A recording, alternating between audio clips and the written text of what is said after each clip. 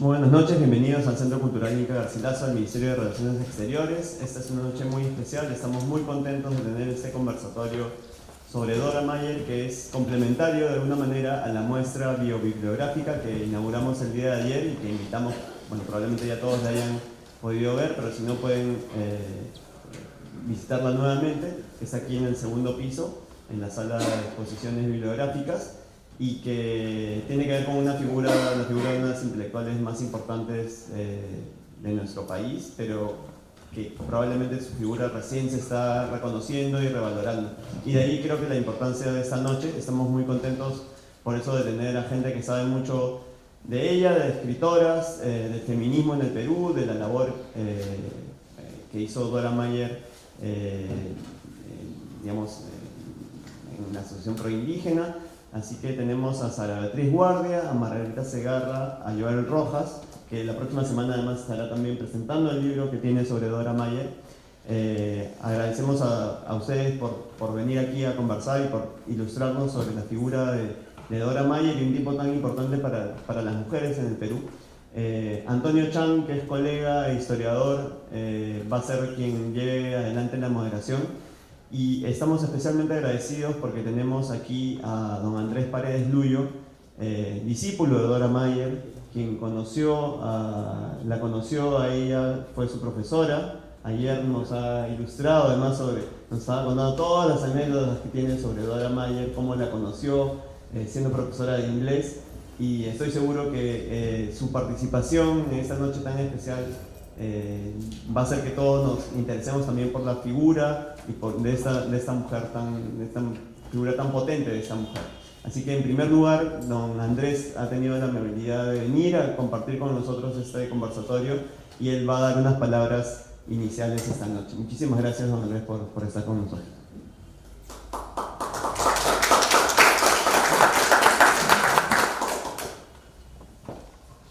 Muy buenas noches.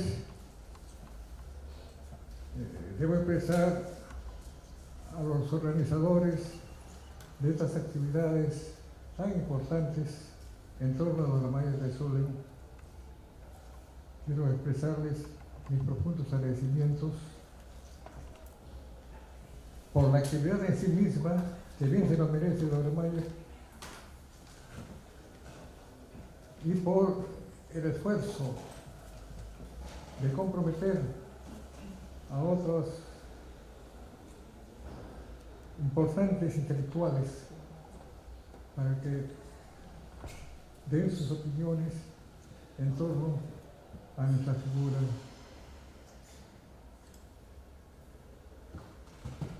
Y lo hago con un profundo sentimiento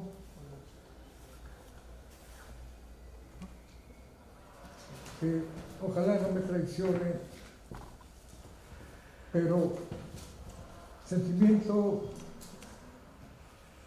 producto de contacto directo con Dora Mayer de Solem, de haber gozado su afecto, de haber gozado de sus orientaciones y consejos que han guiado realmente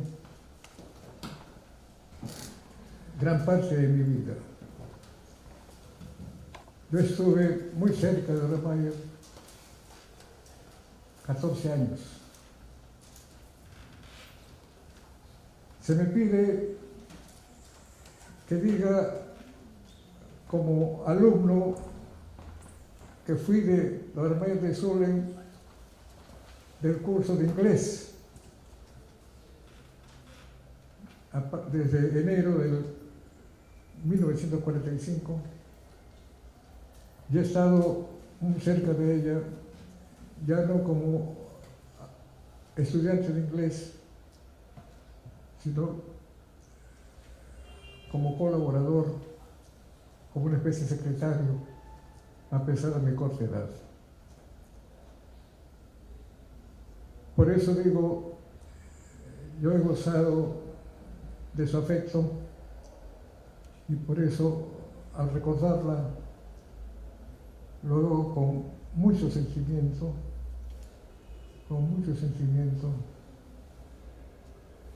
e incluso de no haber estado al lado de ella en sus momentos finales.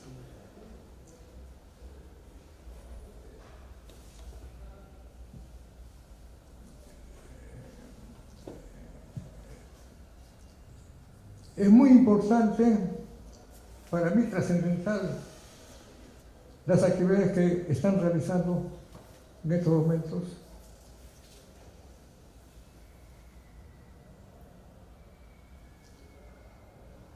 porque a juicio de uno de sus biógrafos, de Dora Mayer, Manuel Sanutelli, por ejemplo, comienza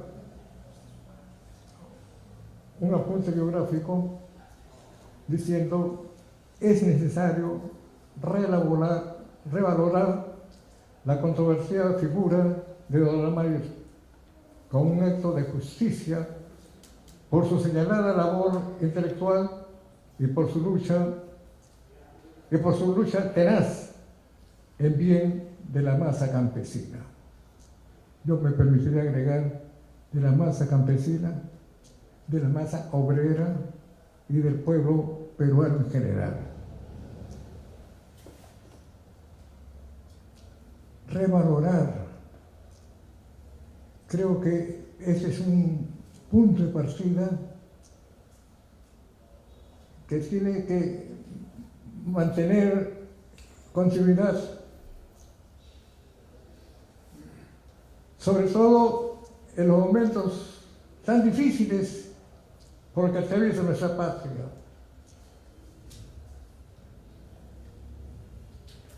Continuidad porque Dora Mayer Resulen es, en buena cuenta, un paradigma de honestidad, de modestia, de solidaridad, de colaboración a pesar de sus escasos recursos, de solidaridad con sus hermanos que se encontraban en situaciones difíciles. Por eso, ojalá se pueda cumplir con ese deseo, con esa necesidad, con esa exigencia.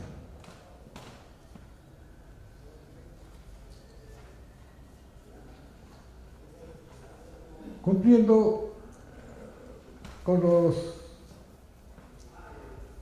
planteamientos que me formularon los organizadores de estas actividades,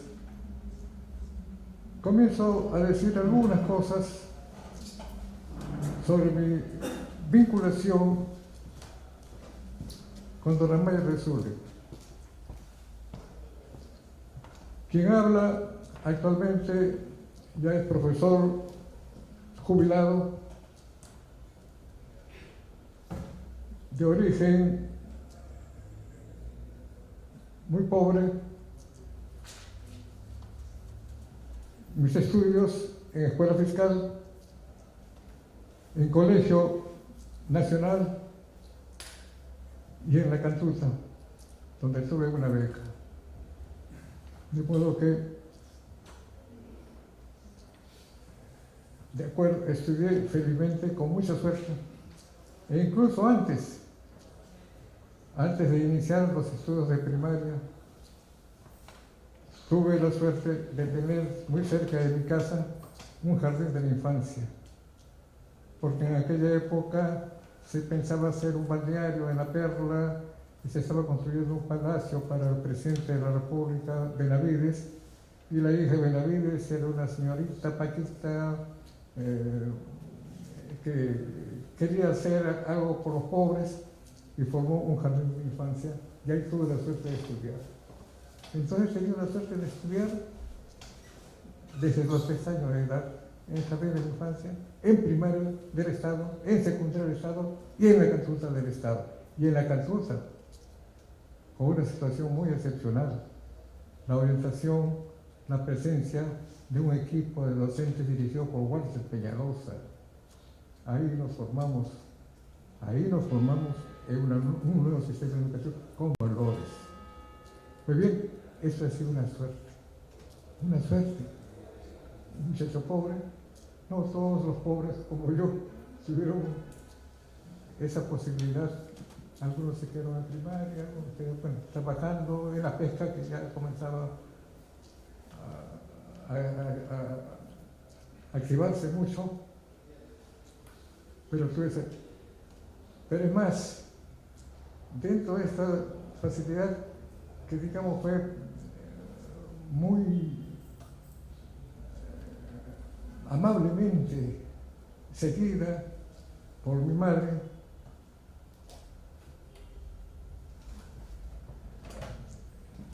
tuve también la inmensa fortuna, cuando estaba en tercer año de primaria, una profesora, Albornoz, recuerdo su apellido, que me cogió pues seguramente alguna simpatía, cariño, y cuando terminé mis estudios de tercero de primaria, mi madre, que fue a recoger la libreta ya con los últimos calificativos, le preguntó, la profesora Albornoz le preguntó a mi madre, ¿qué va a hacer su gordito, porque yo era gordito de chico, qué va a hacer su gordito en vacaciones? Mi madre le dijo, bueno, como se dedica a estudiar y saca buenas notas, entonces lo que le gusta es jugar fútbol. Así que se dedicará pues toda la tarde al fútbol. Bueno, entonces la profesora Albornoz le dijo, sería bueno que de todos modos algunos días se dedique a estudiar algo que le guste. Y yo le propongo que vaya a buscar a una escritora de procedencia alemana muy buena, muy bondadosa, muy generosa, que le va a gustar para que le enseñe inglés. En los colegios no enseñamos inglés, pero le va a enseñar inglés. Y cobramos muy módicamente. Mi madre, pues, ni corta ni perezosa, porque en eso era muy ágil. Al día siguiente fui a buscarla y me tomó Dora Mayer de Zulen como su alumno de inglés. Digo entre paréntesis, le he dicho a Joel, que es el que más me entusiasmaba para esta actividad, hablar de mis relaciones con Dora Mayer es un poco como que yo me estoy autoelogiando, pero no. Todas estas cosas a mí me ayudaron mucho, porque yo salía muy feliz de tener un jardín de infancia, feliz de aprender a jugar la ronda, feliz de las canciones, bueno, etcétera, etcétera. Pero feliz, pobre pero feliz. Yo no he vivido amargado a pesar de que había que batallar fuerte después. Pero estoy diciendo cómo. Pero la presencia de algunos docentes muy humanista, muy generosa, muy bondadosa, muy humana, como la del profesor Albornoz. Y ahora con Dora Mayer de Zulen. Dora Mayer de Zulen me cogió la cabeza muy bien, que no, vas a estudiar inglés conmigo, los días sábados, bueno. Se pusieron de acuerdo con mi madre y entonces mi madre me mandaba a estudiar. Habían otros niños, 3, 4 niños, pero como niños pues distraídos. Y el profesor tenía un texto, un libro de Hamilton, que era famoso en esa época, el número 1, pero los chicos pues miraban por afuera, miraban por acá, por allá, se miraban entre ellos, se hacían señales. La profesora decía, pero atiendan. Y me ponía como ejemplo, veo como Andresito está atendiendo bien. Me preguntaba y yo respondía. Bueno, pero eran cosas como esas, pero nunca se molestó ni con los chicos que no seguían adecuadamente las clases.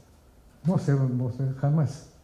Ha sido una muy sencilla en el trato, era alegre, daba confianza, nunca se molestó con ningún travieso. Y a mí siempre, cuando no frente a ellos, sino frente a otra gente, decía mi querido alumno, por mí.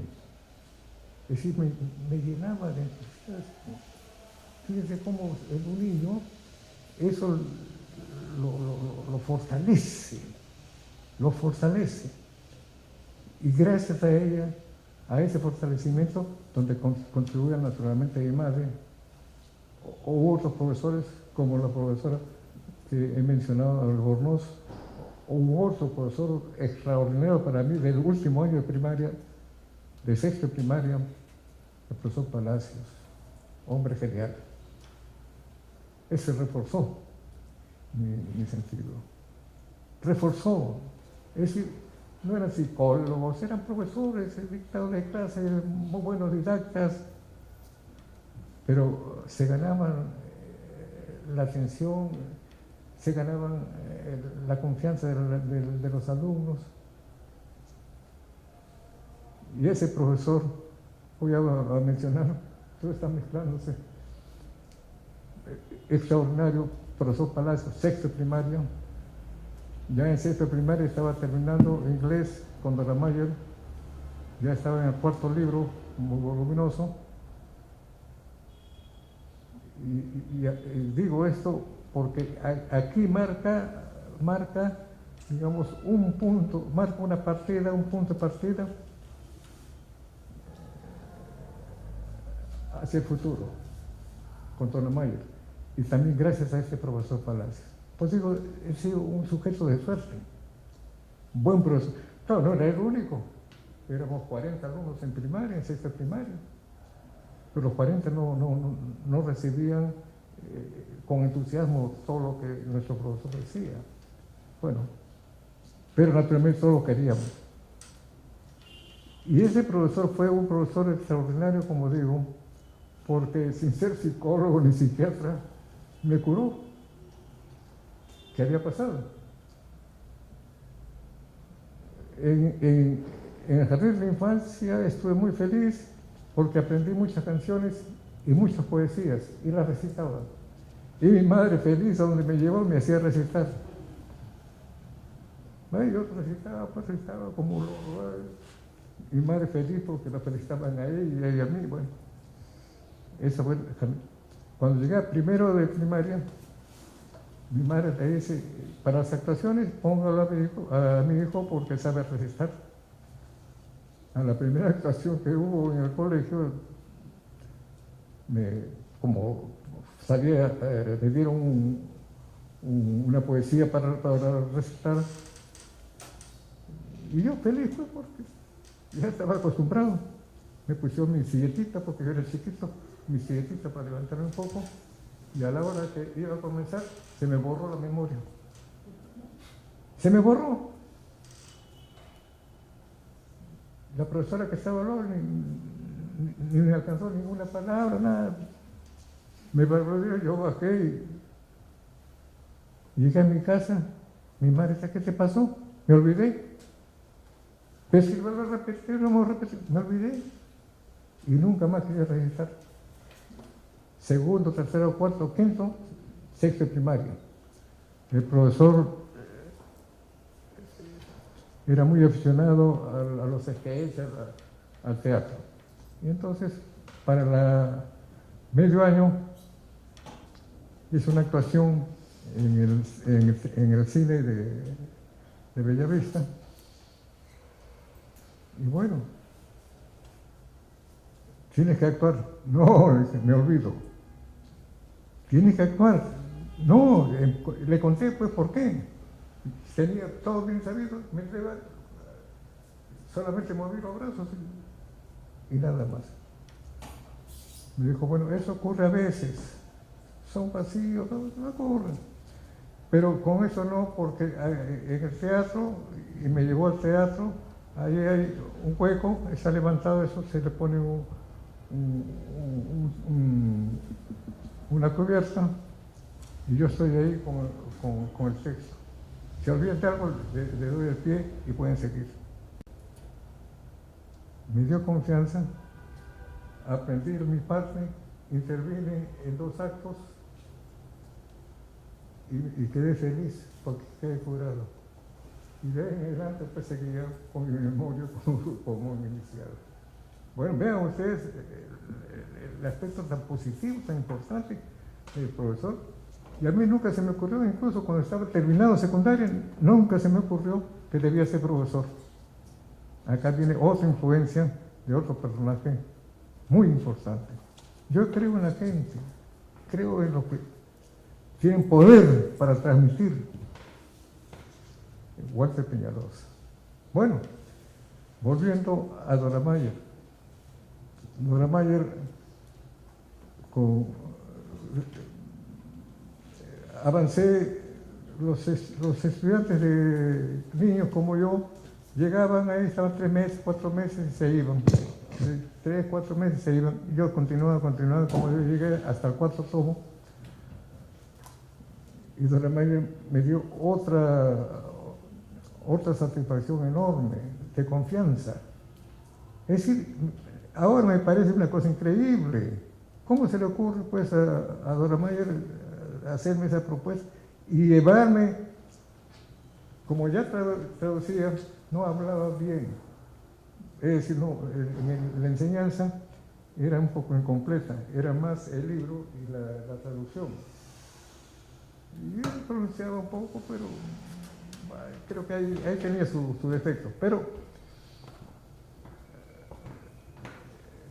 cuando ya estaba en 6ª primaria, yo traducía con mucha facilidad y alguna palabra que no tenía me decía consulta con el diccionario. Y bueno, entonces de la Grace, una empresa naviera, por ejemplo, a veces le llevaban trabajos para traducir. Mandaban cables, no sé qué, y ella traducía y veía sus propósitos seguramente. Un buen día me dice, yo pierdo tiempo en eso, pero tú puedes traducir. A ver, traduce eso. Así que mañana, te arreglas bonito, vamos a hablar con el jefe. Me llevó a la Grace y le dijo, bueno, yo hago estos trabajos, pero mi alumno también puede hacerlo. Así que viene a las vacaciones, por favor, tómenlo, que se encargue de ahí, que se gane su propinita, pues. Y el jefe dijo, no, ¿cómo es un niño? ¿Cómo vamos a contratar a un niño? Pero sabe, pues, él sabe. No, pues, usted siga nomás con eso.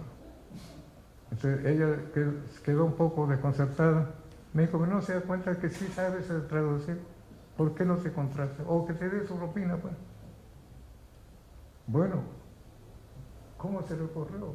Es decir, confianza, pero eso me daba a mí es decir, he aprendido, gracias a estos gestos, a tener una confianza en mí mismo.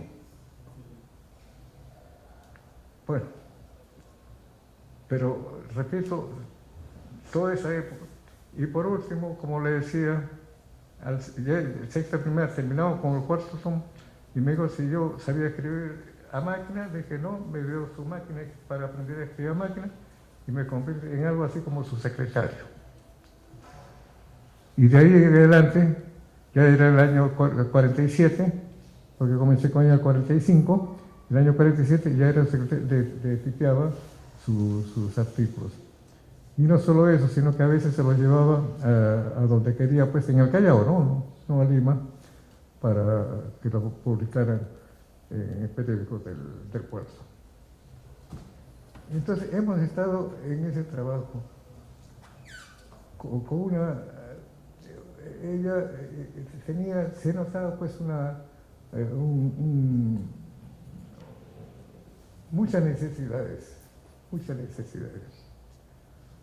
Y creo que eso es hasta el último día de su vida.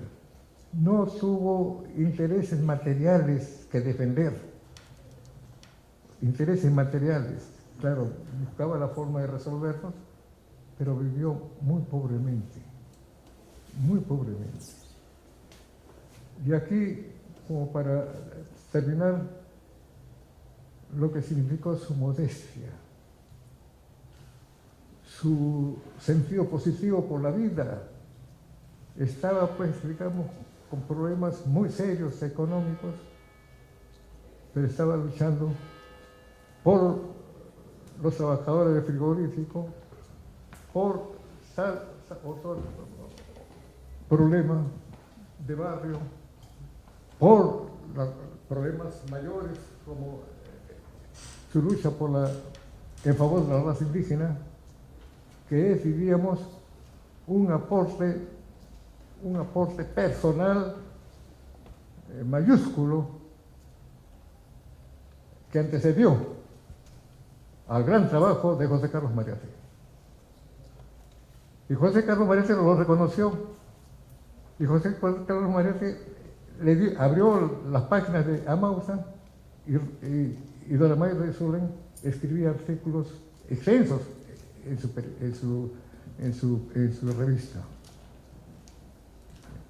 Pero ese trabajo que no solamente, bueno, el año 17 ya prácticamente ya no existía este instituto en favor de los indígenas,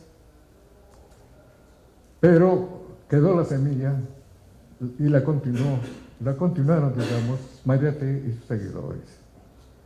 Acá podemos decir, entre paréntesis, a pesar de que hubo un impasse, porque era muy independiente Dora Mayo de Sur en su pensamiento. Lo que le parecía bueno, esto es bueno, y es bueno, argumentaba, fundamentaba.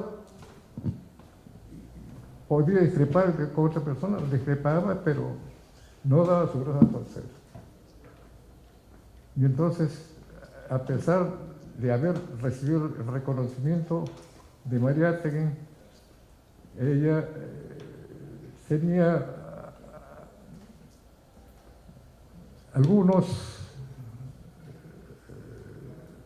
notaban en Mariátegui algunos vacíos. ¿Por qué Mariátegui no hace una campaña por la solución de las provincias retenidas por Chile de Tacna y Arica? No ha hecho campaña, no hace campaña. Hace campaña de muchos calibres y muy buenas en favor de los trabajadores, pero ¿por qué no? Y Dora Mayo, sí, los artículos que escribe eran en relación a esto, la reivindicación de esas dos provincias. Pero también había otras discrepancias, digamos, pero no se llegó a un enfrentamiento, a un rompimiento con Mariátegui. Simplemente opinó, Mariátegui no respondió y ahí quedó. Pero también por el APRA. Al APRA sí le dio muy fuerte. Sobre todo esa actitud egocéntrica del jefe, de Víctor Raúl Ayala Torres. Bueno, muy independiente. Lo que había que celebrar, celebraba en favor, y lo que había que luchar en contra, lo hacía en contra. Pero también contra el comunismo. Ahí hay una cuestión. Mariátegui no respondió a ese cuestionamiento, pero lo daba como una especie de rumor.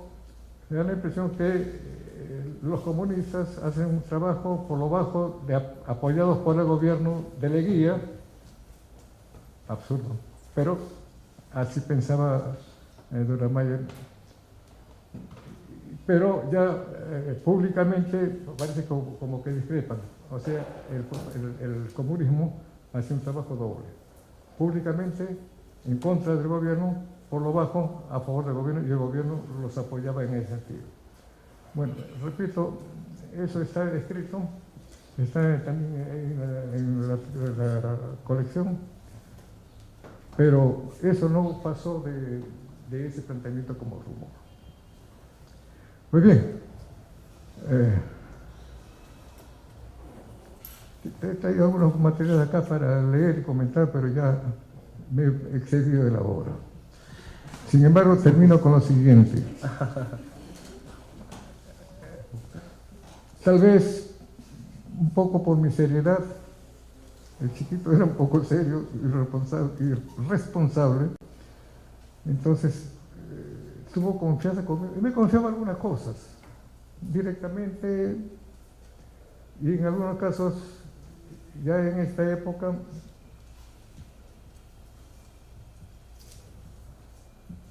mantengo el sobre ya oxidado por el tiempo.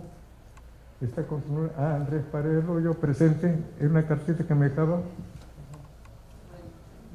Anota cuando me la entrega: yo creí que esta carta la tenías hace tiempo y ahora veo que ha quedado rezagada. Seguramente lo metió en un cajón y no me la entregó. Me la entregó tardíamente.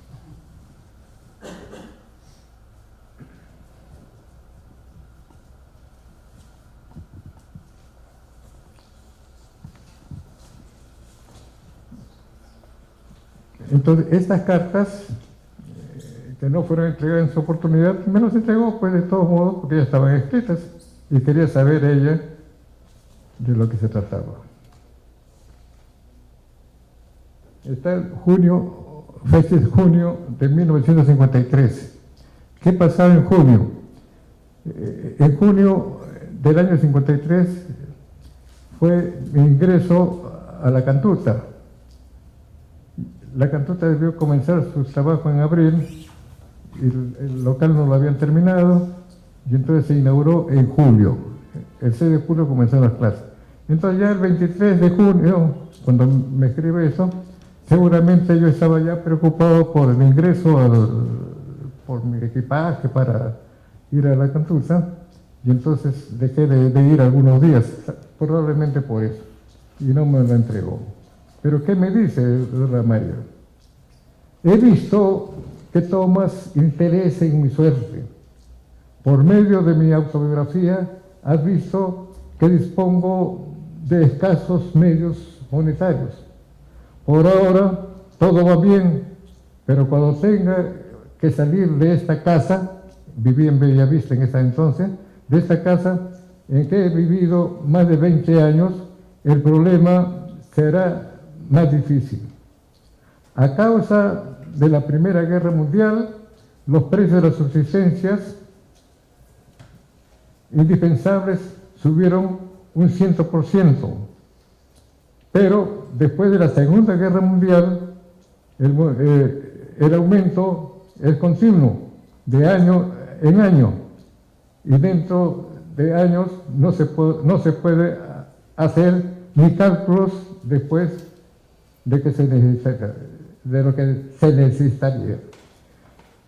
En mayo 23 de 1946, por resolución del Congreso, ya acá viene la situación económica, a eso quería referirme, por resolución del Congreso se me acordó una pensión mensual de 20 libras. En ese entonces se usaba la libra. Y ahora 200 soles por la abolición de la libra esterlina. A este fundamento se agrega el pago de 80 soles de parte de la Crónica y 50 soles de la revista mensual Oriental. Y desde hace varios años, un socorro de 100 soles mensuales del señor Rafael Larco Herrera. Mensualmente era puntual, Larco Herrera. Algunas veces estaba yo con Don Amaire, cuando llegaba él, llegaba muy caballero, saludaba, sentaba, preguntaba por la salud, entregaba el sobre cerrado y se iba. Eso en 10 minutos, más o menos.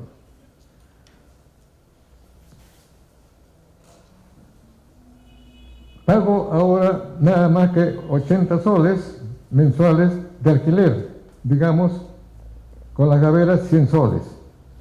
Pero en mi alimentación no gasto más que en pan y leche. Pero los va a salar la familia que vivía con ella, porque el espacio era grande, era una especie de patio, Ella tenía 2 habitaciones ahí grandes también, y ellos improvisaron su casa de madera, entonces vivían como una familia, ¿no? No gasto más que en pan y leche, pues la Basalar me dan la comida porque no pagan alquiler. Ahora que me mude, esto va a cambiar. Creo que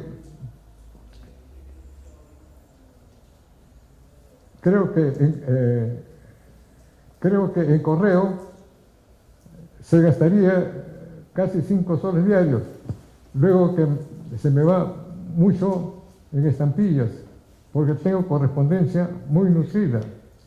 Los pasajes en tranvía son frecuentes y no faltan diversas tareas. Oí decir que la Municipalidad del Callao pensaba en facilitarme una casa en Santa Marina.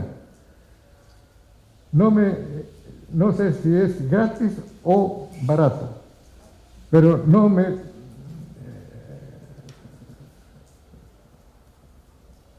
pero a mí me bastan 2 cuartos como tengo aquí, pero necesito de ayuda también, de compañía, para no morir de tristeza. Aquí en Bellavista tengo unas 6 amistades alrededor, donde puede pasar las tardes. Creo que todavía podría, creo que todavía podría dar lecciones de inglés. Vea, ya estaba cerca de los 90 años. Como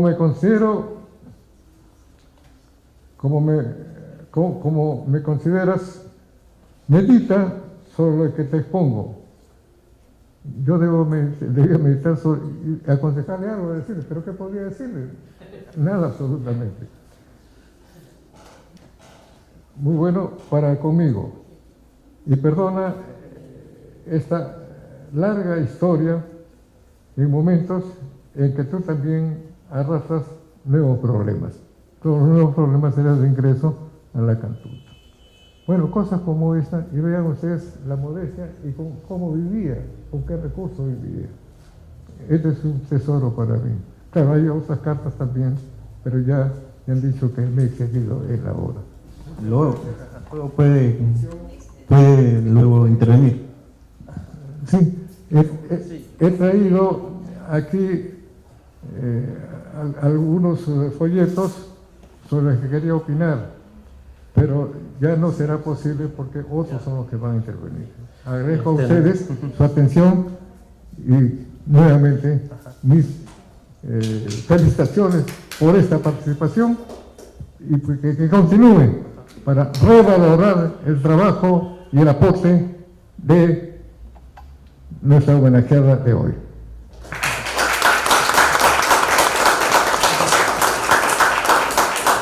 Muchísimas gracias, señor Andrés Paredes, por su presencia. En verdad que he quedado muy embelesado con su testimonio y con las cartas que han sido una completa sorpresa para mí, ¿no? De que en este recinto se pudiese escuchar se pudiese escuchar una lectura de una carta escrita por Dora Meyer. Así que en realidad esto, más que una conferencia en la cual cada una de las personas habla sobre un tema en particular, yo quiero presentar esto como un diálogo obviamente pues vinculado pues a Dora Meyer. Entonces yo quisiera hacer una somera presentación de las demás personas que nos acompañan esta noche, y a continuación, como digo, abrir el diálogo en el cual, digamos, los 4 invitados pueden participar, ¿no?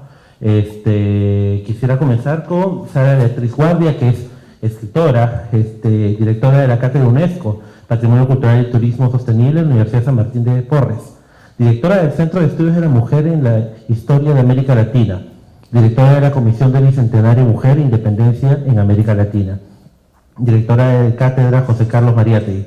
Es autora de 12 libros y estuvo a cargo de la dirección de edición y compilación de 9 libros. Después, Joel Rojas, filósofo por la Universidad Nacional Mayor de San Marcos, actualmente becario en la Maestría de Filosofía y Pensamiento Social de Flaxo, Ecuador.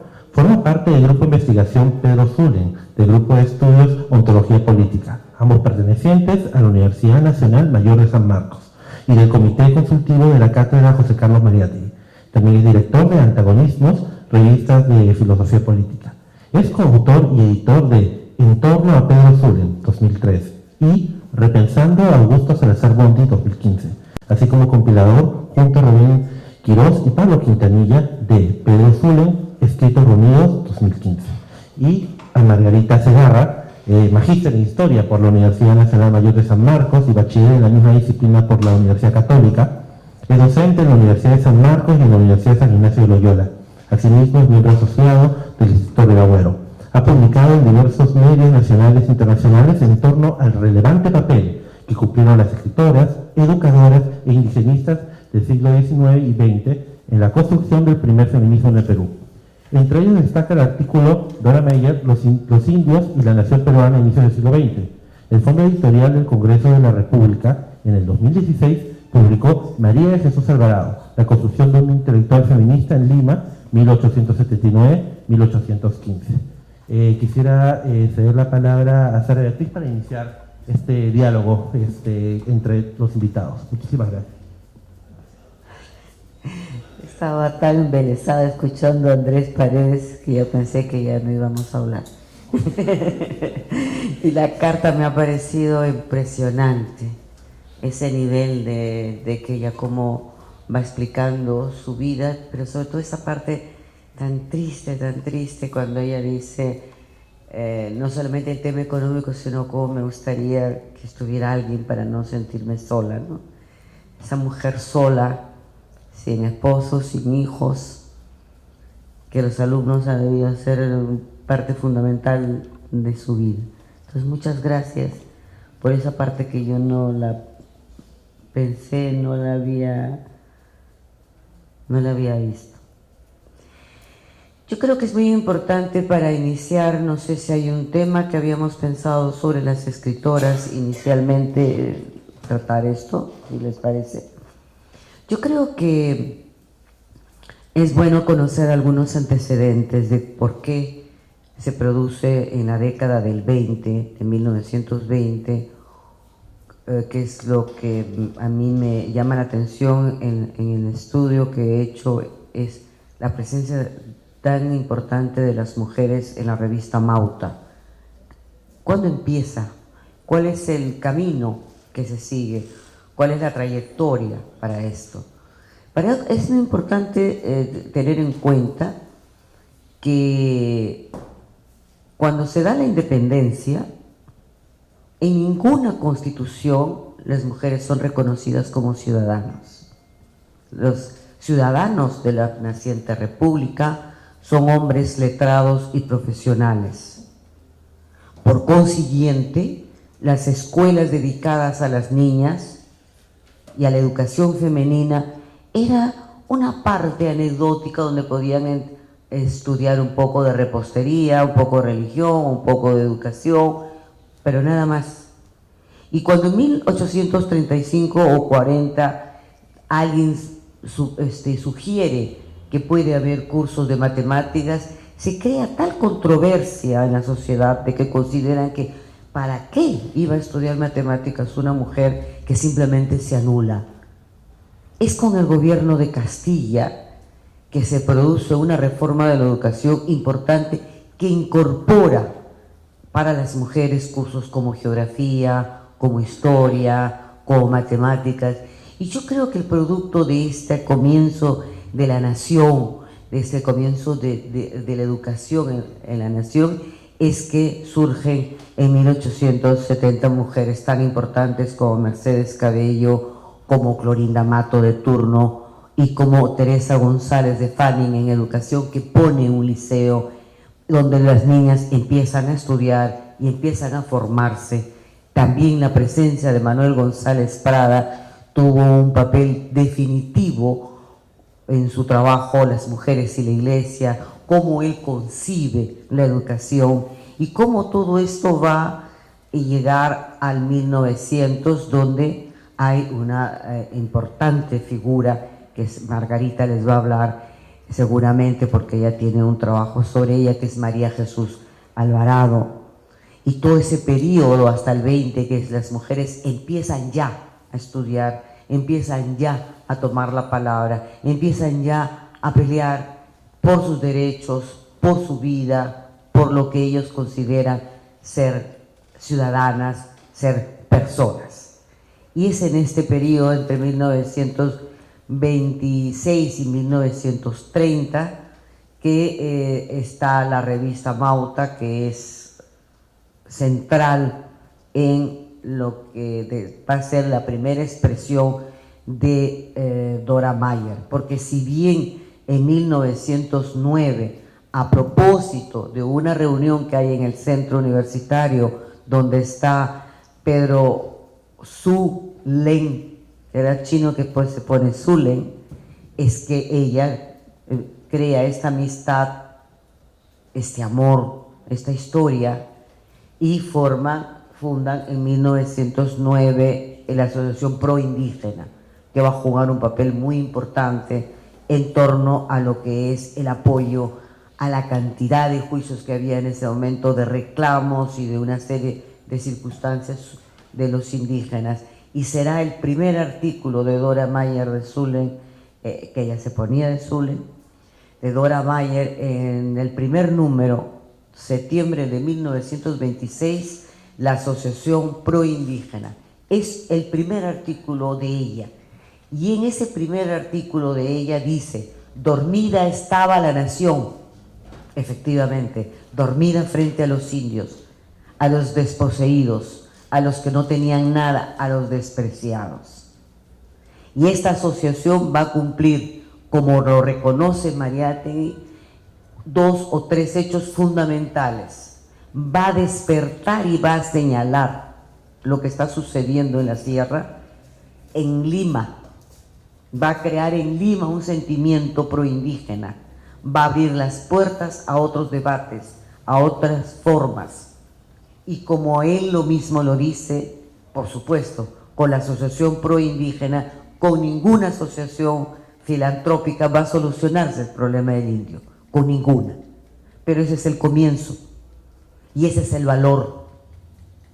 Después ya en los 7 ensayos dirá la parte central, que es el cambio de los indios, será obra de los indios y serán ellos quienes hagan el cambio. No habrá nadie que les indique el camino y nadie será en ningún momento y en ninguna circunstancia una relación filantrópica. Yo quiero destacar por qué Amauta reconoce Mariátegui en un artículo que publica posteriormente en el Mundial, en el mismo año de 1926, la importancia de la Asociación Proindígena. Importancia por lo que él señala y por lo que Dora Mayer también señala cuando dice: dormida estaba la nación.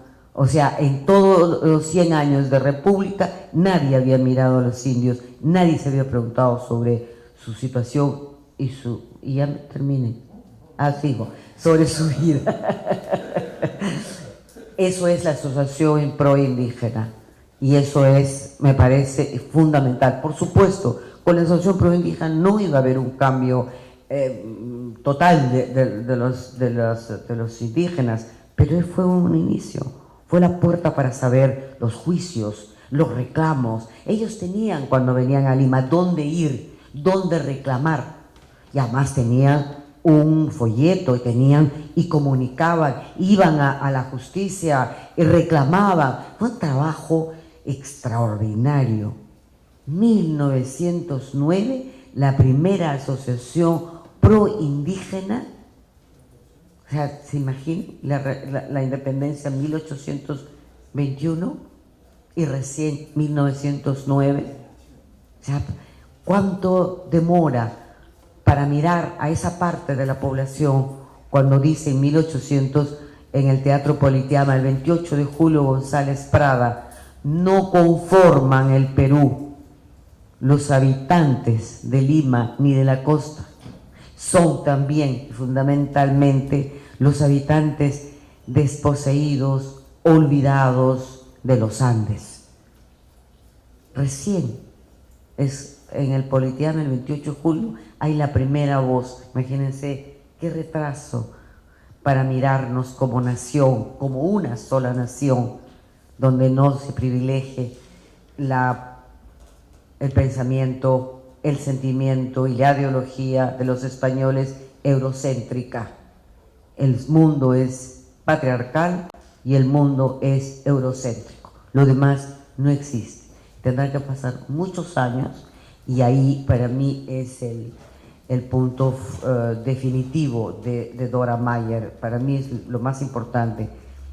Después también quisiera referirme para continuar, para que Margarita continúe, quisiera referirme en una segunda parte sobre los 7 artículos que ella escribió en Amauta, porque cada uno de esos artículos marca definitivamente un momento. La fórmula Kellogg, que es la primera, donde ahí menciona lo que dice Andrés Paredes Luyo, que es la reivindicación de Tacna y Arica, en plena controversia por el famoso referéndum.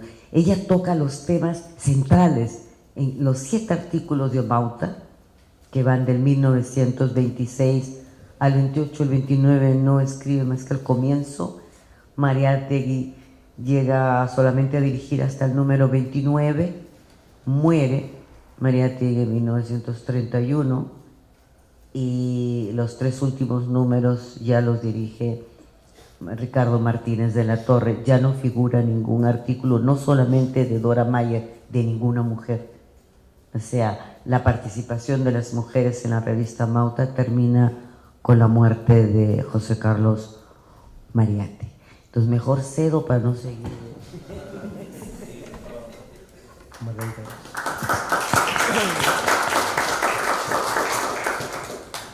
Bueno, muchas gracias. Buenas noches. Sí, vamos a ver cómo nos va con esta cosa, un poco lluvia de ideas y cada uno dentro de sus intereses y de lo que ha ido trabajando a lo largo de su vida. Vamos tratando de ir tejiendo un poco un relato de las antecesoras, la genealogía que lleva hasta Dora Mayer, y luego vamos a hablar de lo que ella hizo.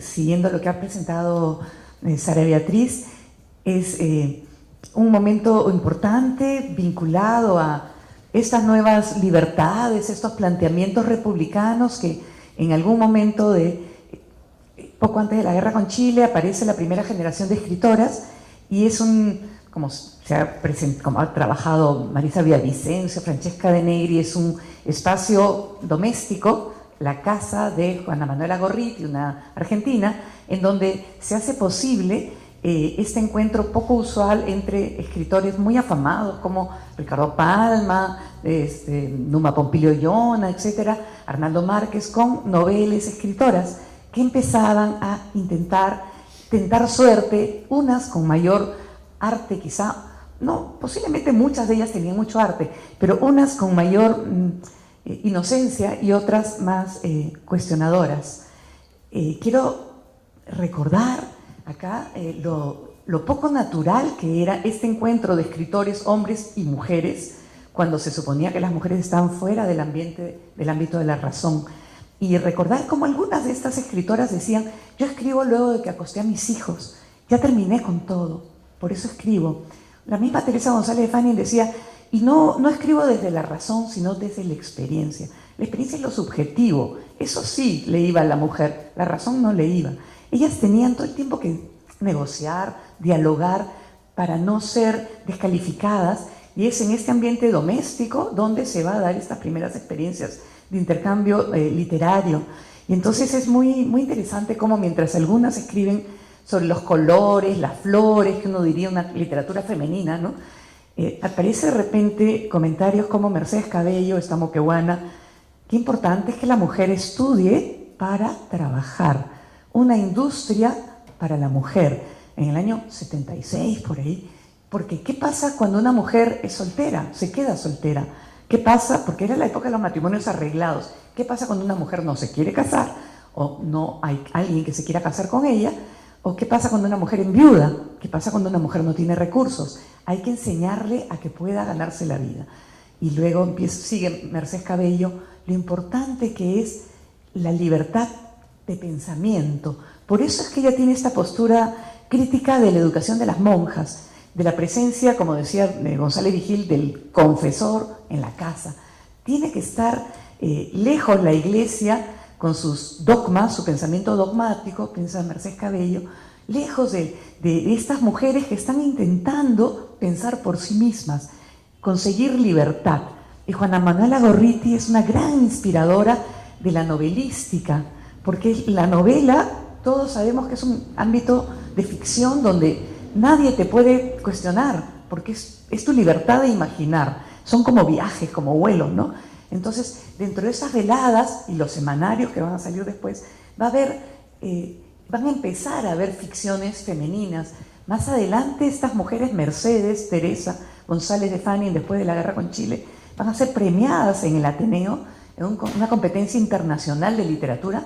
Primer puesto, Mercedes Cabello; segundo puesto, Teresa González de Fanning, haciendo novelística. Entonces, novela es impresionante porque realmente permite mover cosas, mover terrenos. No era un discurso feminista, ellas es una literatura con moraleja, si se quiere. A las mujeres que se comportan de determinada manera según el ideal liberal, les va bien. A las que se portan como las tapadas coloniales, seductoras y con poca moral, les va mal. La mujer tiene que ser austera, moral, esforzada, buena madre. Entonces lo ponen a través de sus personajes y es esa libertad que se va generando en ellas. Y Teresa González agrega: ¿qué pasa cuando la mujer llega a los 30 años? Está en su mejor momento intelectual, pero si es solterona, o si es soltera o solterona, como le decían ya en esa época, o es una arrimada a la casa de su familia, o está para vestir santos. Y se acabó el destino de ella. Hay que educar a las mujeres para que puedan ser capaces de conseguir un trabajo digno y decente. Y esto va a permitirles ser autónomas en su elección de marido. O sea, no desesperadas con esas antenas que tenían las mujeres en la colonia y en el siglo XIX. ¿Cómo hago para gustarle y que ese hombre me mire y me escoja? Porque sin un hombre no soy nadie. Entonces, ellas están en ese tránsito. Es bien difícil, es complejo, es complicado. Cada uno de estos pequeños pasos nos parecen tan poca cosa ahora y son enormes. Clorinda Mato, que está muy jovencita, ha venido de Cusco y va a ser incluso coronada en una de las veladas literarias, es una mujer que va a dar grandes pasos porque va a traducir al quechua, un idioma que incluso hoy día no lo sabemos, casi está desapareciendo, no lo valoramos. Ella va a traducir al quechua los evangelios. Ella va a hablar en esa novela increíble, Aves sin nido, acerca de, después de que los indios habían sido considerados como causantes de la derrota de la guerra, ella los presenta como bondadosos, buenas personas, inteligentes. Uno dice, pero es poquito. No, es muchísimo, porque en Lima no se pensaba a los indios. Y ella está trayendo otra imagen, un indio rehabilitado, un indio que no traicionó al Perú. Entonces, y además está cuestionando que los sacerdotes van a la sierra y a esa cristiandad, librepensadores. Entonces es un mundo, se van tejiendo redes invisibles entre estas vanguardistas, mujeres, también algunos hombres, para ir empujando, porque era tan difícil y sufrieron tanto, como usted ha mencionado. ¡Qué vida tremenda! Yo fui a la casa de María Jesús Alvarado a inventariar su colección en el año 88. Era pobrísima, quedaba en San Isidro, en la calle Conquistadores, cuadra 3, pobrísima la casa. Ya María Jesús había fallecido, pero muere con muy, muy escasos recursos. Esta gente honesta, llena de ideales nacionalistas, patriotas, con una moral impecable, ¿no? La ética guiando la vida. Bueno, solo para ceder el paso a los demás, en esta primera parte, comentar cómo María Jesús Alvarado, que es feminista, como pasa con otras feministas en Estados Unidos, en otras partes, se solidarizan con otras causas. Y ella va a ser invitada por Dora Mayer a entrar a la proindígena y va a ser vocal de la proindígena en 1912. Igual, María Jesús Alvarado va a invitar a Dora Mayer a ser del Consejo Consultivo. quizá no tenían exactamente las mismas ideas. Dora Mayer apoyaba los derechos. Sí, ella pensaba que todos los derechos no se les podían negar a la mujer, de ninguna manera, pero como que el sufragio no convenía. En realidad, hasta los derechos civiles a veces no estaba muy convencida, pero sobre todo el sufragio le preocupaba, pero va a estar en una asociación que estaba por el sufragio como Evolución Femenina y Feminismo, la asociación de Soy la Aurora Cáceres también, Feminismo Peruano. Entonces, ella pertenece porque ella es feminista en el sentido de aquella época. Aquellas personas que empujan por el avance de las mujeres son evolucionistas, están apoyando porque se va a dar, María Jesús Alvarado dice, sí o sí se va a dar la evolución de la mujer, nos guste o no nos guste. A Spencer no le gustaba, pero decía que no había forma de evitarla. María Jesús Alvarado, Dora Mayer empujan para que las mujeres se liberen, avancen, tengan secundaria pública, tengan un acceso a la universidad. Entonces todo este nuevo mundo que se empieza a abrir, ellas son vanguardistas, dan conferencias cuando nadie daba conferencias, fundan asociaciones civiles cuando nadie. Entonces una época, escriben en la prensa prolíficamente. Dora Mayer 50 años escribe en El Comercio. Entonces, bueno, llego hasta acá solamente para hablar de todas estas personas que algunas antes y otras durante la vida de Dora Mayer están interpelando, están avanzando, están creando como una interlocución, como una malla con la cual es posible tener la fe, el optimismo de que las cosas pueden cambiar. Es una etapa de puro optimismo hasta la Gran Guerra, posiblemente, en el caso de Dora, hasta Rumimaki quizá, es una etapa de optimismo.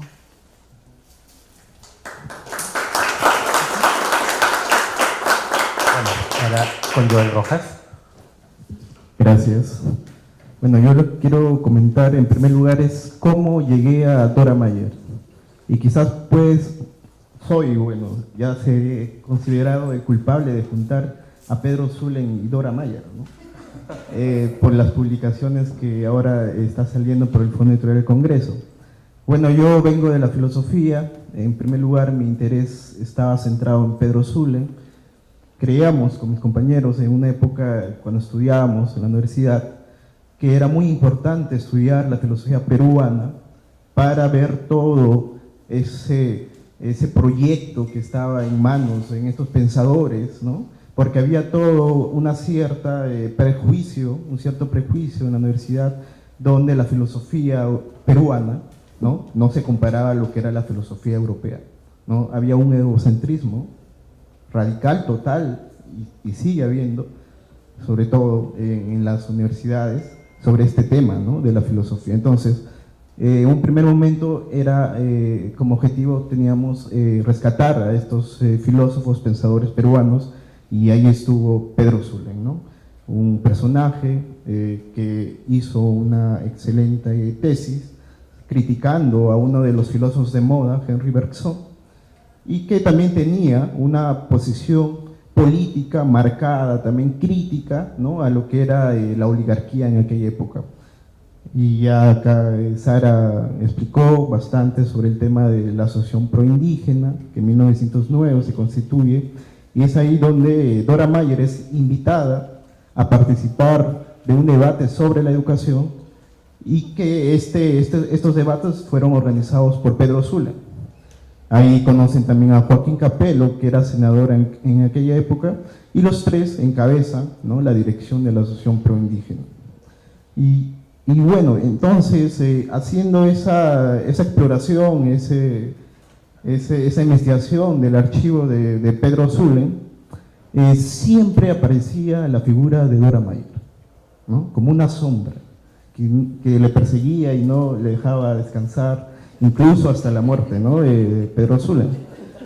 Y entonces me puse a leer a Dora Mayer y realmente me sedució, ¿no? Bueno, a Pedro Zulen no, pero a mí sí me sedució Dora Mayer, que era una mujer muy potente y además quería, ¿no? Visibilizar la producción de Dora Mayer porque se había centrado nada más durante toda la historia del inicio del siglo XX como el escándalo surgido entre Zulen y Mayer. Entonces, mi objetivo era un poco desmontar, ¿no? Quizás para mí ya era considerar eso un prejuicio que se le veían a estos dos autores tan solo por ese escándalo amoroso. Entonces, la intención era rescatar también la obra de Dora Mayer, y cuando rescaté la obra de Dora Mayer pude ver esa multifacética, ¿no? La multifacética personalidad de Dora Mayer, ¿no? Que estaba inmerso en la lucha indigenista, también escribía sobre filosofía y teosofía, ¿no? También también hemos encontrado unos manuscritos que el maestro Andrés Paredes Luyo pudo donar, ¿no? a un grupo de trabajo que estamos haciendo, donde había trabajos de educación cívica, que era muy importante, ¿no? Para aquella época, justamente un momento donde la política, estoy hablando de la época de Leguía, era un momento también de mucha corrupción, ¿no? Entonces veíamos todas esas facetas, ¿no? de Dora Mayer, y me interesó mucho el aspecto sobre la filosofía. En aquella época, como ya mencioné, había mucho interés sobre Henri Bergson, y era una filosofía que estaba en contra del positivismo. Dora Mayer, en sus primeros artículos, ¿no? escritos en El Comercio, lo compila en un libro que se llama Estudios Sociológicos, que está compilado, por cierto, en ese volumen. Ahí podemos ver cómo Dora Mayer está apropiándose de toda esa discusión entre el positivismo y también el espiritualismo, ¿no? representado en Henri Bergson.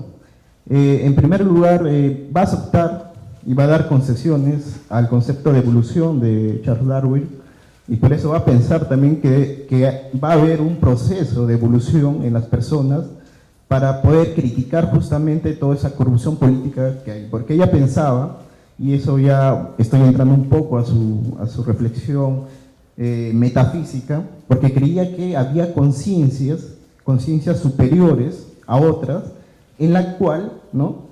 esta permitiría comprender, analizar de una forma más general la realidad nacional. Y entonces cuando esta conciencia superior comprende esa realidad nacional, donde ve esa opresión y dominación contra los indígenas, entonces va a dar una voz de reclamo, ¿no? frente a esta situación. Por eso Dora Mayer piensa el absoluto, el concepto de absoluto, como una forma en donde todos los seres humanos, en primer lugar, somos iguales. Somos iguales todos, pero esta conciencia superior va a encontrar que hay un sistema de corrupción, de injusticia, y que va a reclamar y que va a romper ese status quo, porque ella también utiliza un concepto dentro de la filosofía que es la armonía preestablecida de Leibniz. Entonces, esa conciencia superior va a romper esta armonía preestablecida que es injusta, y ahí va a aparecer esa noción que se refiere al absoluto, que va a ser Dios. Pero Dios acá no es representado desde la tradición judío-cristiana, ¿no? No es el Dios que te va a ordenar, que te va a decir que tienes que cumplir los 10 mandamientos, no.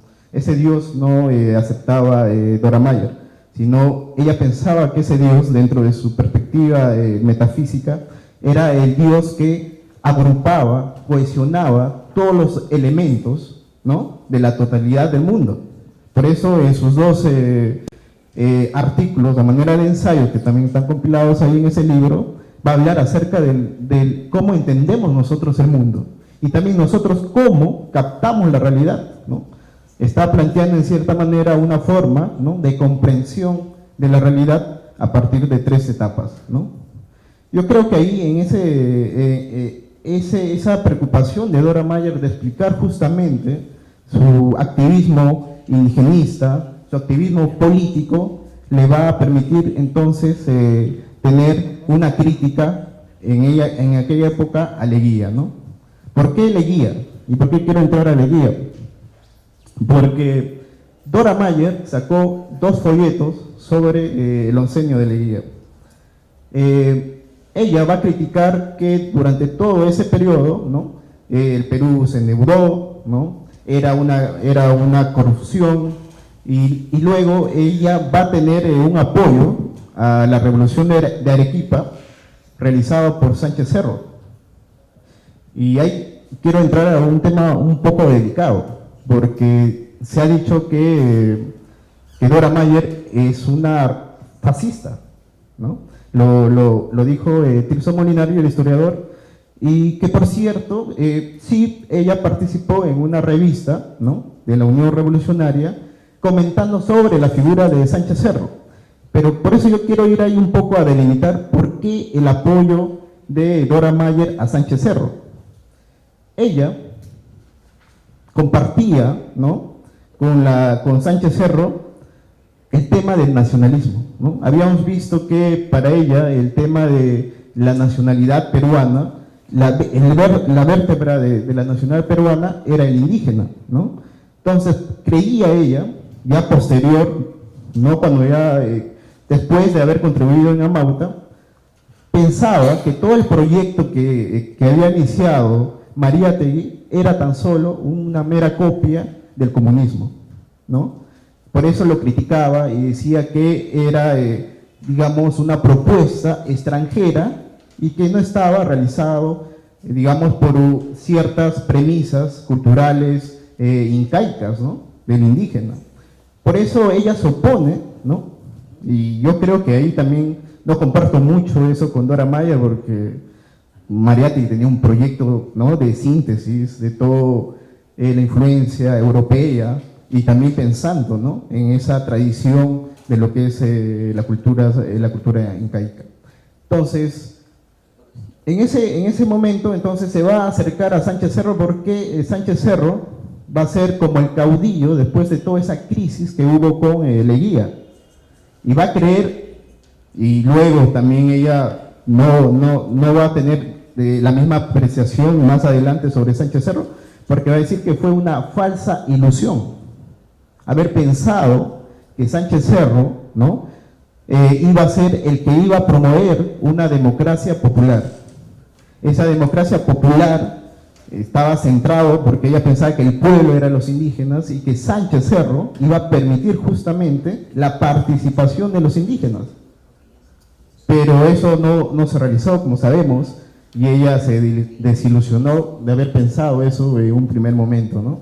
Y por eso yo no creo que Dora Mayer es considerado o no como una fascista. Más bien tuvo, creo, una participación también ya posterior crítica al fascismo y también al nazismo, ¿no? Y en esa propuesta entonces vemos ya que también Dora Mayer piensa ya no desde una centralidad del indígena, lo que es la cultura peruana o la nación peruana, sino que también ella está pensando sobre la inmigración china, ¿no? También ella habla acerca también de los afroperuanos.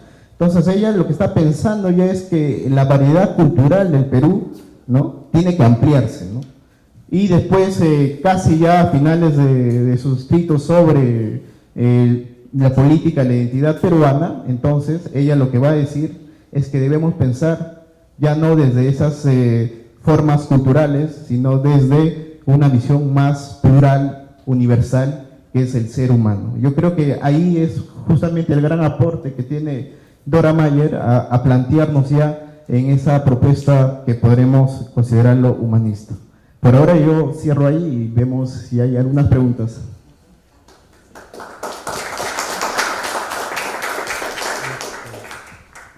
Bueno, ya estamos en los últimos instantes de este evento dedicado a Dora Mayer. Lo que yo quisiera es volverle a hacer las palabras a cada uno de ustedes, pero para que unas breves palabras de cierre, ¿no?, en torno a todas estas reflexiones que hemos tenido, algo bastante corto. Quisiera comenzar con Margarita Segarra. Gracias. Sí, me iba a quedar triste si no lograba hablar del deber proindígena. Yo hice un artículo sobre el trabajo específico de ella en la prensa, que era muy importante en la Asociación Proindígena, porque la Asociación Proindígena se planteaba, por un lado, difundir las leyes a las poblaciones indígenas para que se apropiaran de esa posibilidad de defenderse de la manera legal, la postura liberal, y por otro lado, denunciar hacer propaganda, crear conciencia en los públicos urbanos, y eso era el deber proindígena. Y ella empieza articulándolo, y van escribiendo varias personas, y a medida que pasan los años, desde el año 12 al 17, cada vez ella tiene más presencia y escribe más artículos, y al final el artículo, el deber proindígena completito, se lo escribe ella, y yo creo que hasta lo debe de haber financiado, porque ya la proindígena estaba desde la rebelión de Turrumimaki haciendo muchos problemas, muchas grietas, ¿no? Quería comentar que solamente que ella es una mujer que puede darse el lujo de estar en relación con todos esos grandes intelectuales, Ribagüero, Emilio Secchi, Joaquín Capello, que están, no, Zulen, que están en la proindígena, porque ella tiene esa autonomía, esa sensación de que realmente ella tiene la verdad consigo. Quizás su misma origen alemán. Alemania era la primera potencia, la raza superior se pensaba en esos años. Todas estas cosas la pueden haber validado, autorizado, y también el que no tenía una tutela masculina. Ella dice sobre los indios lo siguiente: los que llaman la nación peruana no adivinan cuánto sufre el indio campesino. Este indio no adivina que su sufrimiento individual importa la lenta sangría y la muerte de la nación a la que pertenece. El Perú se muere sin que nadie lo sienta. Entonces ella habla de una nación que es un mito. O sea, no es la nación lo que la gente de la costa cree. La nación son los indios. Y está muriendo porque los indios, su principal componente, está muriendo. Es una visión organicista, solidaria de los elementos de la sociedad. Dice, en Putumayo se ha querido asesinar a una raza entera. Solamente voy a decir algunas palabritas porque no se puede más. Dice, la nación peruana no es blanca, nuestra colectividad nacional no es un pueblo de raza blanca, ni tenemos que poner nuestro orgullo en el color blanco, ni en la pureza etnológica de nuestra sangre. Y lo tenía que decir una mujer que era blanca, que era alemana, para hacer algún efecto. Decir nuestro, ella es peruana. 4 años y pico en Alemania, el resto de su vida acá, ¿no? Tiene un pie en cada continente, pero ella les está diciendo a los blancos de Lima, o a los no tan blancos, a un Clemente Palma no tan blanco, y que decía que a los indios había que hacer como en Estados Unidos y desaparecerlo a cañonazos, o no mezclarse. En todo caso, decía, el Perú no es blanco, los cobrizos son los hijos privilegiados de la patria. Había que rehabilitar a la raza indígena, y es crítica de una serie de fallas del centralismo, de las malas autoridades, la burla de gente como Clemente Palma, la burla corrosiva cuando decía que Rumimaki quería volverse el Inca del Tahuantinsuyo. Dice, eso es mentira, es corrosivo. En fin, hasta acá, cuando era Mayer, ya habrá otra oportunidad. Muchas gracias, hasta luego.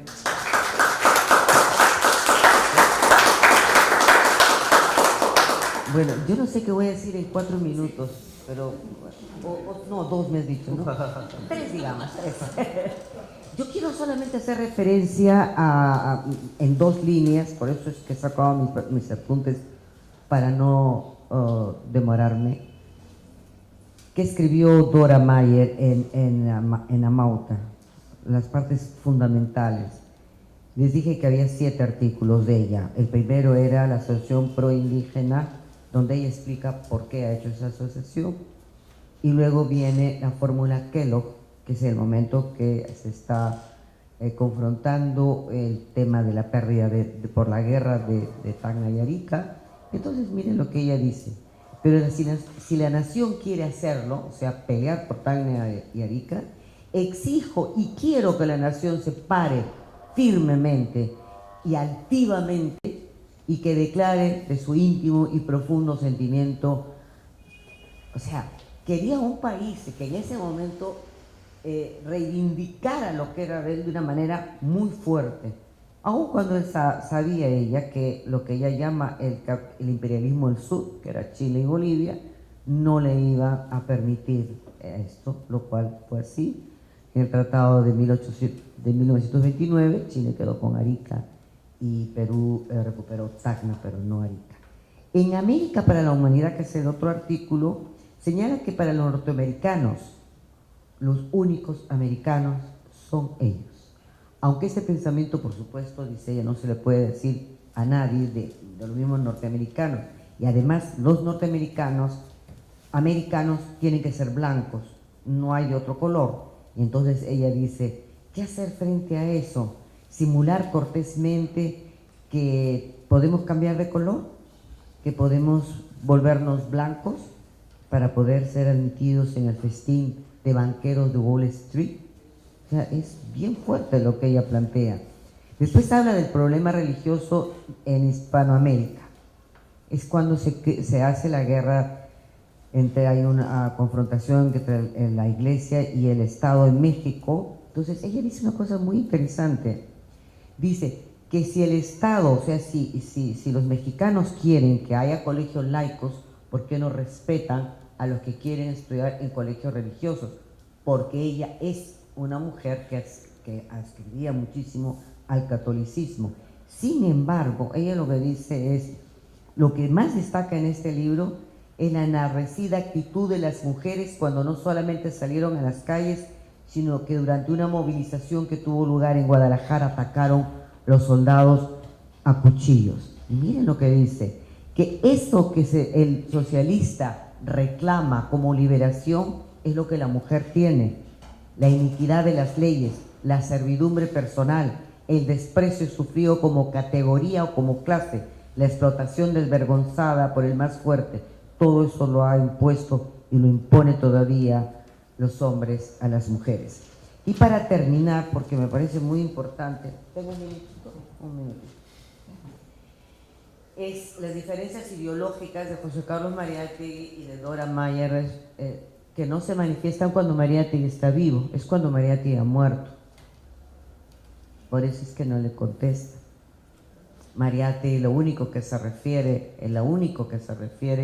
es a la asociación pro indígena en el artículo mundial. Es posteriormente, y acá en su artículo El oncenio de Leguía, en donde ella sostiene, José Carlos Mariátegui, un destacado talento, se encarga de adiestrar a un grupo de jóvenes intelectuales de ambos sexos en las doctrinas de Lenin y de Marx. Cuando toda lectura liberal estaba prohibida, la revista Mauta circulaba. O más propiamente lo que ella dice, su retoño, labor apropiada para penetrar con su material en las masas populares. Incluso llega a decir que el libro Peruanicemos el Perú de José Carlos Mariátegui debía haberse llamado Sovieticemos el Perú. O sea, la oposición que ella tiene a José Carlos Mariátegui no es superficial, es una oposición ideológica y fuerte, y hay una parte de un artículo de ella de comunismo y fascismo que es bien fuerte, en el sentido que ahí no sabes si está alabando un poco incluso el fascismo. Pero hay una carta que se las he traído, que la deben tener, no me he fijado si está ahí, creo que sí. Cuando muere Anita Keape en 1991, su hijo Javier Mariátegui publica en el anuario una carta. ¿Puedo continuar, por favor? Consigna una carta que le escribe Dora Mayer a Ana Keape de Mariátegui, o sea, a la esposa de Mariátegui, y dice algo que me parece bien importante. Creo que como personalidades, Mariátegui y yo hemos sabido respetarnos mutuamente, aunque una honda diferencia de ideas nos separa cada vez más e irreconciliablemente. Y a mi sentir, esto quitaba objeto a la continuación de plática entre nosotros. Dos convicciones o propósitos completamente definidos poco pueden ganar de los acercamientos incapaces de influir en su rumbo. O sea, ella mantenía una posición que me parece interesante, la sostenía, y por eso llega a decir, es tan irreconciliable la posición de él y la mía, que ya no es posible el diálogo porque ya no podemos influir uno en el otro. Bueno, yo seguiría, pero no puedo.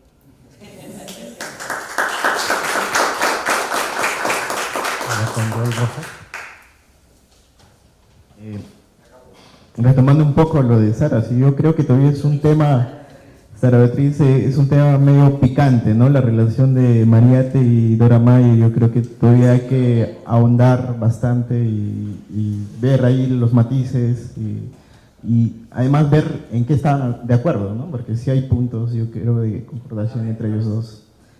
Pero yo no quiero hablar de eso ahora. Tanto quiero más hablarme, y con eso quiero terminar, es sobre la revista La Crítica, ¿no? La Crítica es una revista cuya directora es Dora Mayer y Miguelina Costa, y que fue muy importante porque es, digamos, el lapso cuando termina la Asociación Pro Indígena, y entonces se crea esta revista con Miguelina, y también vemos que ahí, con Miguelina, también eran, digamos, dos personalidades contradictorias, ¿no? Miguelina estaba inmerso en los sindicatos, creía en la revolución. Dora Mayer no, ella creía en la evolución de las conciencias. Cuando expliqué eso de las conciencias, ella creía en la evolución y no creía en la revolución, ¿no? En ese cambio brusco, radical, y ella más bien pensaba en un proceso, ¿no? Y que en ese proceso esas conciencias podrían adoptar una propuesta ética. Ella, lo que en todos sus escritos está muy presente, la ética, ¿no? Por eso su crítica a la política y a la corrupción, sobre todo en el tema de la guía. Y bueno, yo creo que ahí también hay que investigar en ese tema de la crítica, porque convergen tres tópicos muy interesantes: el feminismo, el sindicalismo y, bueno, retoma también el indigenismo que ya estaba en la Asociación Pro Indígena, ¿no? Con esto termino. Gracias.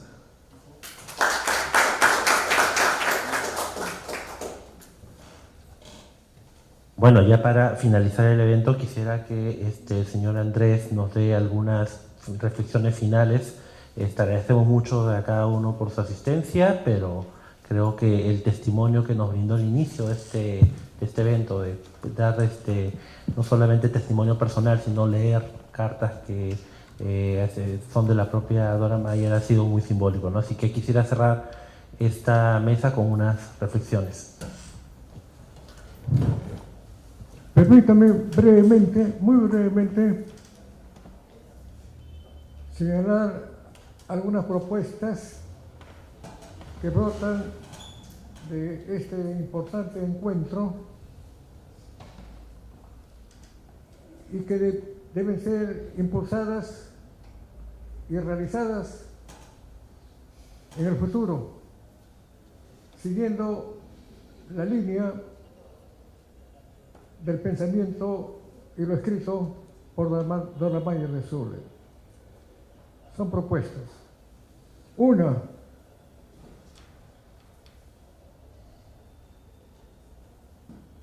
que se intensifique el trabajo de lucha contra la explotación imperialista que empobrece a los pueblos y que atenta contra los intereses de los trabajadores y de los pueblos. Eso lo planteó tomando en consideración su folleto Santa Juana de Arco en el año 44. Es para interpretar.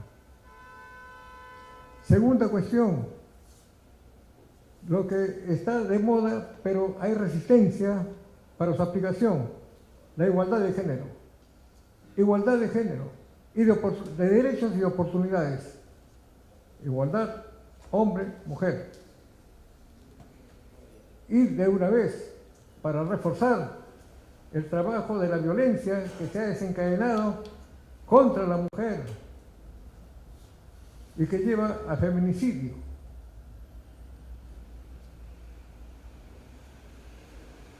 En tercer lugar, del pensamiento y lo escrito por Dora Mayer de Zule, hay cosas que deben estar consignadas en el programa de estudios, y no por decir, esa es cosa política. ¿Qué cosa política es esconder la corrupción, esconder la explotación de los poderosos contra la clase obrera y los campesinos. Se esconde, pero ya hay denuncias y hay obras muy importantes sobre la corrupción, por ejemplo. Y Dora Mayer da el ejemplo de esta lucha contra la corrupción, por la honestidad, por los valores. Y en estos dos tomitos sobre el onceño de Leguía se hacen denuncias y planteamientos que deben ser conocidos por los niños y los adolescentes. Está escrito. Puede ser como parte del contenido de los planes de estudio o como temas transversales. Dora Mayer Zulen tiene, y hay materiales en el libro en que se han recopilado muchos de sus escritos sobre la formación cívica de los niños y de los adolescentes, sobre la formación ciudadana. Y esto es, digamos, un tema para el presente y para el futuro. Si hay una adecuada formación ciudadana y hay una participación por lo mismo del pueblo en los destinos y en lo que se hace en el gobierno, lo que se hace para resolver los problemas fundamentales, si participara realmente la ciudadanía, en ese caso no habría más control y no pasarían todas estas cosas que estamos viendo deshonrosas todos los días.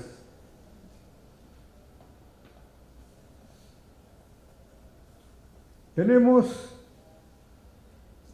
formas inadecuadas, injustas, de las grandes empresas transnacionales que tienen sus organizaciones económicas en el país, los monopolios, sobre todo en la minería, en la explotación ilegal de la selva, sacando árboles para vender madera ilegalmente. Y esto afecta el medio ambiente. Y esto aumenta la contaminación y empuja el cambio climático negativamente. Entonces, tenemos que trabajar esto para que no ocurra, para que no suceda. Y si ocurre, hay que sancionar severamente. El que envenena el medio ambiente, hay que castigarlo. Tiene que pagar eso. Y no hay esa sanción. Esto está dicho de diversas maneras. Pero sobre todo la ciudadanía, para volver al tema anterior, la ciudadanía, hay un interés por parte de Dora Mayer Zulen por reforzarla. Pero además, vean ustedes que este pensamiento se proyecta hacia el futuro. La UNESCO ha propuesto, frente a los problemas mayúsculos que vive la humanidad, como el calentamiento global, por ejemplo, es necesario que todos los pueblos, toda la ciudadanía de todos los países participen en la solución. Ya este no es un problema que resuelve un país, sino el problema que resuelve toda la ciudadanía unida en el mundo. Por lo tanto, este tema que está escrito por Dora Mayer con un criterio nacional, hay que proyectarlo hacia el aspecto mundial, como plantean las Naciones Unidas y la UNESCO. Muchas gracias.